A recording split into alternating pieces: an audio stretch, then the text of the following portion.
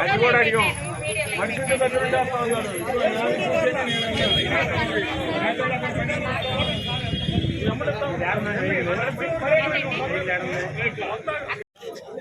అది కాదు, మా సమస్యలు చెప్పినందుకు మీరు చచ్చిపోయినా బాధలేదు అన్నాడు. రైతులు చచ్చిపోతే మంచిది.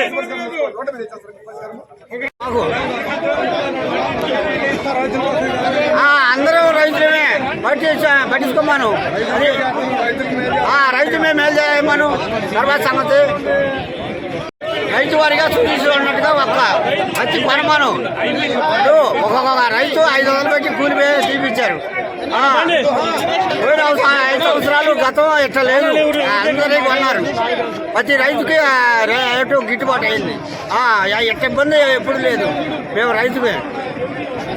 నేను లోడ్ ఎత్తుకొని వచ్చేప్పటికి శుక్రవారం దించలా, అన్లోడ్ చేయలా. శనివారం ఆదివారం సెలవు అన్నారు. ఇవాళ సోమవారం వచ్చి అలా చేత్తో పట్టుకొని అలా కిందేసి 50 బళ్ళు ఉంటే 50 బళ్ళు రిజెక్ట్ అని వదిలేశారు. అదేమంటే ఇంటికి తీసుకెళ్ళి ఎండుకాయ మొత్తం ఏదుకోవాలంటే మాకు తెల్లటి దూది కావాలి,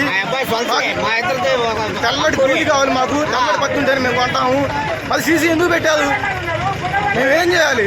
మేము 40 గంటల పత్తి తీసుకొని వచ్చే 4 రోజులు బట్టి 7 రోడ్ల మీద పడుకున్నాను నేను. 5 సంవత్సరాలు ఇప్పుడు ఉంటుందా? పోయిన 5 సంవత్సరాలు ఏ ఇబ్బంది లేదండి. పోయిన బట్టి పోయినట్టు దించుకోవాలి.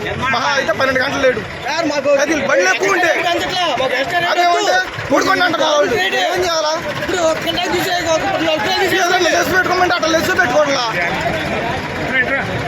సార్ మా పేరు ఉన్నవా, నా పేరు లక్ష్మయ్య. 5 రోజులు చెడపనుకుంటున్నాను.